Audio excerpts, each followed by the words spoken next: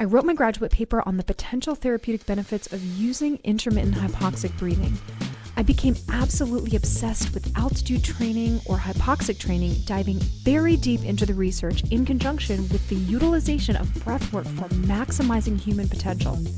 The combination of the two is an intermittent hypoxic breathing protocol that we used in our pilot study postgraduately with American Public University and New York Institute of Technology. We found that in the experimental group, there was statistical significance in fat loss, strength gain, and resting metabolic rate. This certainly was my hypothesis that this could be achieved based on the research in traditional hypoxic training. But we are just at the beginning of an era where we are starting to use breathing protocols to achieve something similar. The nature of hypoxia is very different when we use the breath to achieve hypoxia due to the increase in carbon dioxide in the system versus the decrease that is traditionally seen in altitude training. I view this as highly beneficial because the increases in carbon dioxide in the system with the slow breathing aid in the muscle utilizing more oxygen while working out versus becoming hypocapnic or low carbon dioxide and the muscle not using as much oxygen. The combination of slow breathing and dipping into intermittent hypoxia is vastly beneficial for a variety of reasons. But the main focus here is how do we turn functional movements into fat-burning protocols?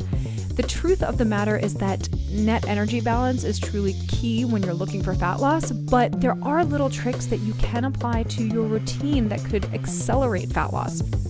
Just to be clear, there was greater fat loss in the experimental group in my study, and they were not instructed to change anything else about their lives, their diet, or anything. All that they did was add the breathography technique to their functional movement patterns. I have a few hypotheses as to why this would happen, but we need to move to our next research study in order to measure the appropriate blood markers to see what's going on.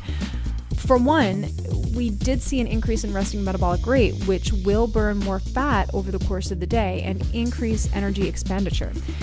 Because altitude training has been shown in many studies to increase metabolic rate, it could potentially be the 1 to 3 minutes of mild hypoxia that the subjects were achieving during the workout that also contributed to this.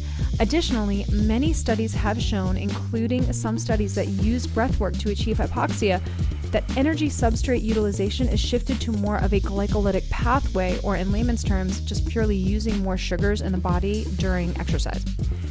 This ultimately means that we're not burning more fat during exercise, but the fat burn after exercise is much greater because of the amount of sugars or glycogen that we've used during exercise.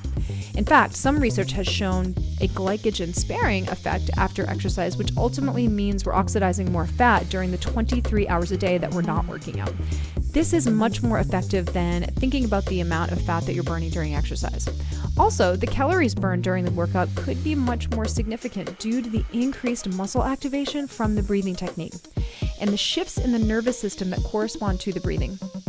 Something that we didn't measure in the study that I wish we did, and hopefully we will in the future, if we can show improvements in heart rate variability, which is ultimately the decrease in our fight or flight response or that sympathetic nervous system, this could mean that we are not experiencing as many cortisol spikes over the course of the day. And cortisol spikes have certainly been correlated with decreases in the loss of fat. Other potential benefits that arise when using the breathography technique with functional movement that could contribute to greater fat loss over time is simply the reduced risk of injury because of the core stabilization effects of the controlled breathing. With less injury and pain, you can be more consistent with your workout, and consistency is so much more important than frequency in any exercise protocol for long-term results.